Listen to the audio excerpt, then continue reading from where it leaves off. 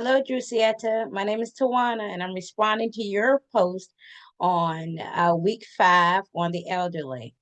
I'm reading your post. I really enjoyed it because you really brought out some issues that we have with um, getting older. And one of them you stated was that the family really needs to be a part of that, helping to take care of our elderly individuals. And I see that on both sides. One of the things is that I notice is that it is difficult now because the families are not as close as it used to be, like we used to have it in the community where if someone got sick or they needed daycare, we were all close, in one neighborhood or close, but now it's not that way. And we're working a lot.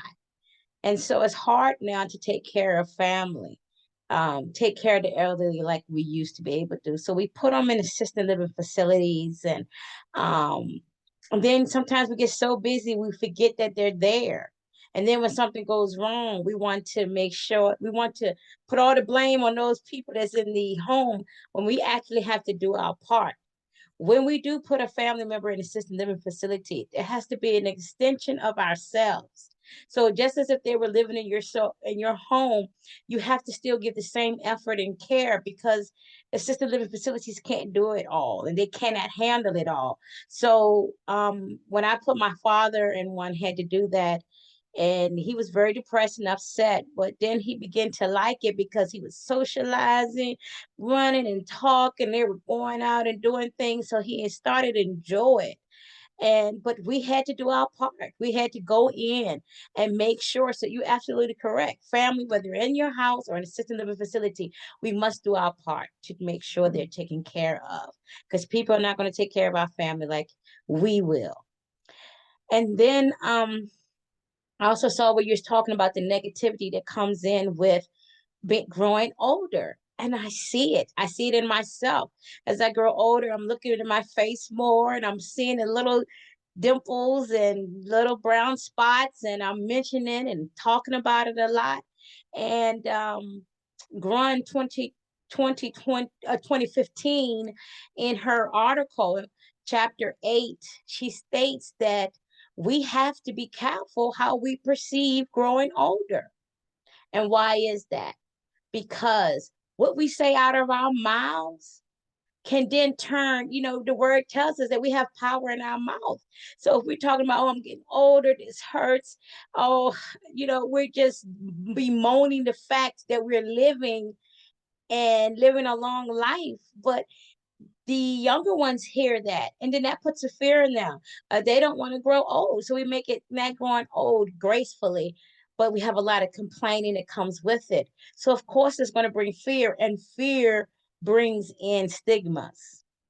So how do we stop all this stigmatism? One, let's start with ourselves and start embracing the fact that we're living. COVID-19 showed me that the fact that we're still living and we're still breathing and we're able to talk and do the things that we're doing. Don't let me preach now, but I'm just saying we are living. So we got to embrace it and give God all the praise for it. And maybe no, we don't like all the gray hairs and the creaking bones, but we survived it, and that's something we have to remember. And so self-perception, how we see it stop letting it be something bad that when our children hear it, it brings fear upon them. Then the social media has to turn around and like make how they handle us growing older, and it always depends, we get into depends commercials. Well, come on, let's show other things that we can do as well and be popular at, and that grows fear to people. I'm gonna have to use big girl pull-ups.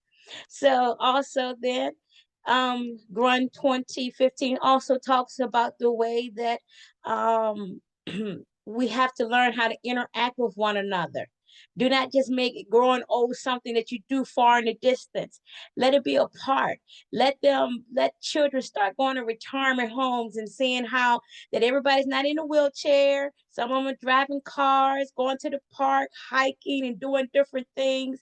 But just in the time of life, they're just doing it a little different. The dynamics have changed. So, and then the older folks will go to the schools and mentorship and be there as wise individuals that can help them along the way and let them know that, hey, we're there, we're part of this community. These are all the things that can take away that negative stigma. And like I said, let's start with us.